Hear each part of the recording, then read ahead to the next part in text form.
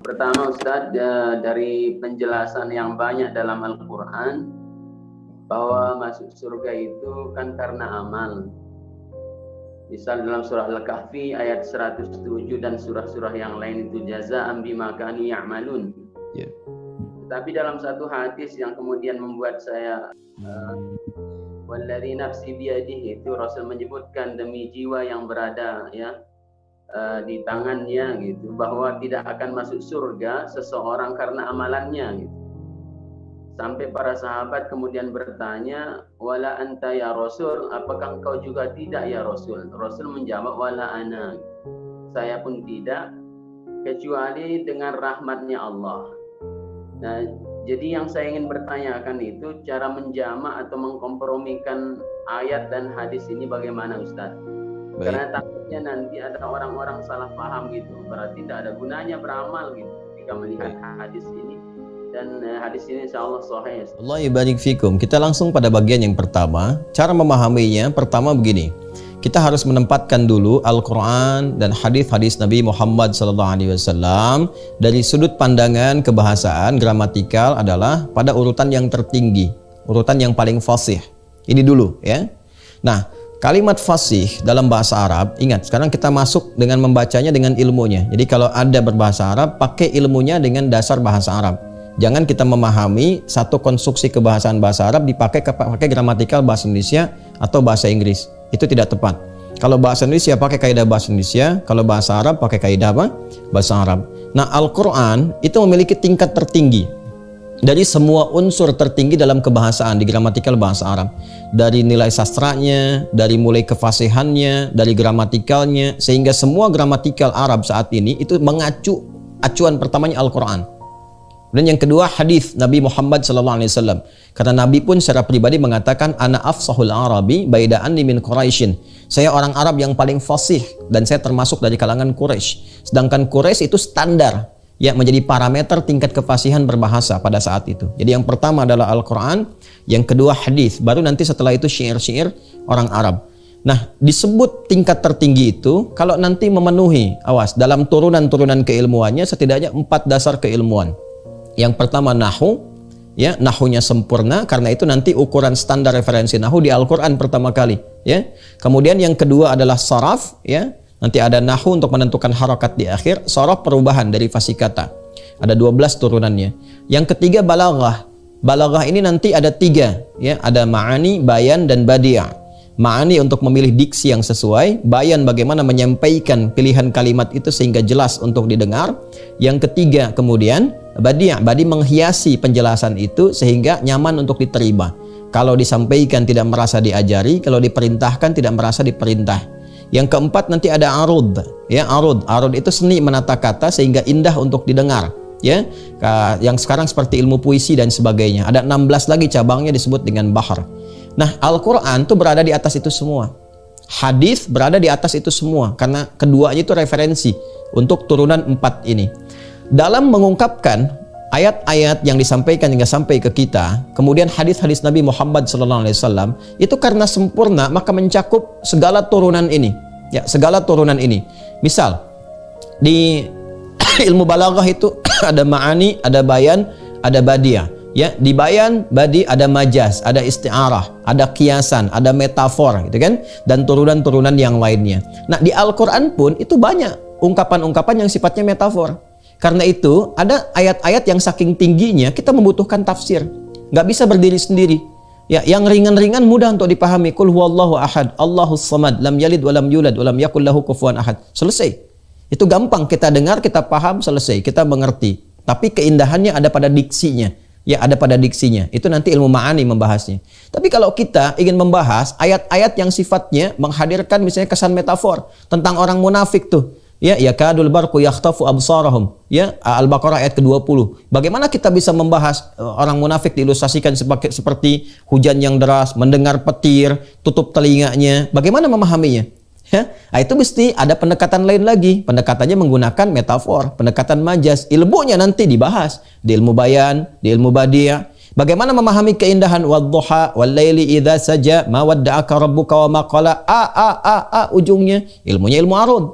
Nah, yang saya ingin katakan 85% ungkapan-ungkapan dalam Al-Qur'an, dalam hadis, nah itu ungkapannya menggunakan ungkapan ilmu balaghah.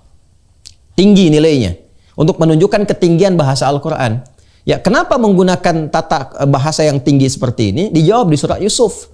Ya, surah ke-12 ketika Allah menyampaikan di pembukanya, inna anzalnahu Qur'anan Arabiyya, ya, kami turunkan Al-Qur'an dengan menggunakan bahasa Arab yang sempurna. Apa tujuannya? La'allakum ta'qilun, supaya kamu pintar. Ya, supaya belajar, meningkat kecerdasan, meningkat kepintaran karena sempurna gramatikal ini, ya. Nah, nanti kalau kita bahas terlalu dalam. Karena itu, kalau ingin kita mengetahui kalimat-kalimat dalam Al-Qur'an, dalam hadis, coba lihat. Ini termasuk mana nih unsurnya? Apakah dibacanya pakai ilmu balaghah?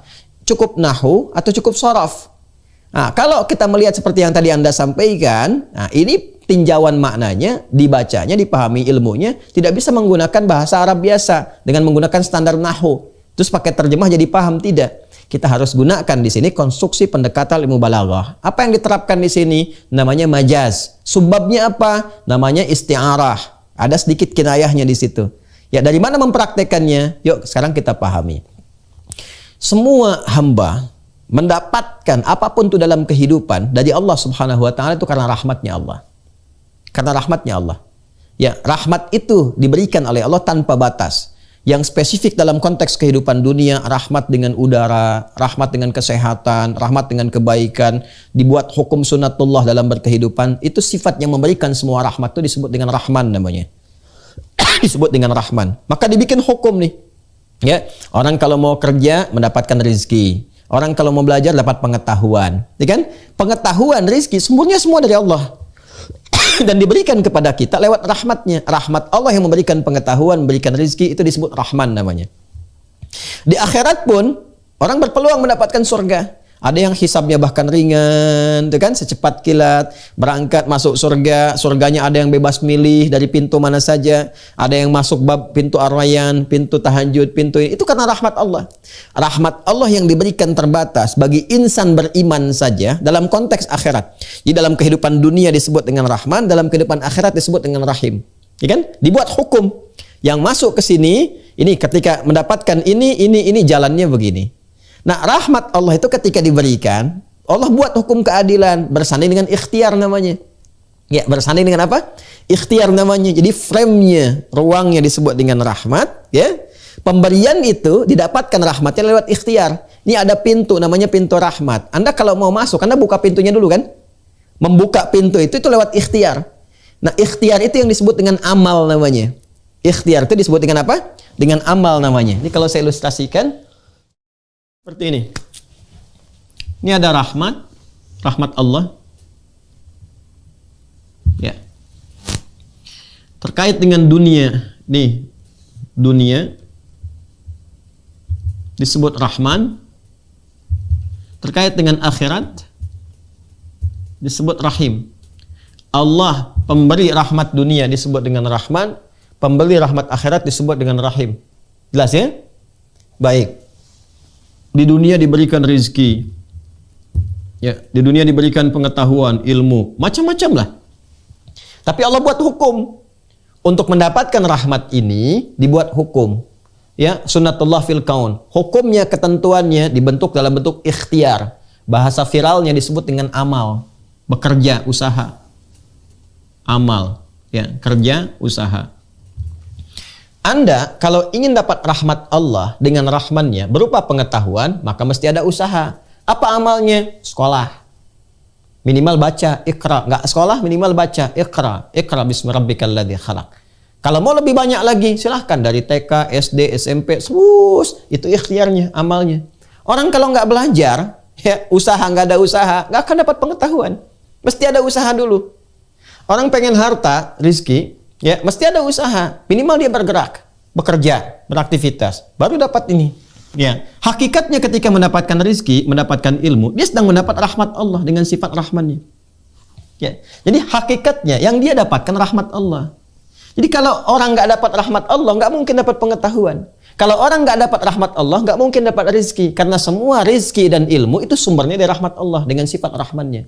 Cuman cara mendapati itu lewat amal. Ya.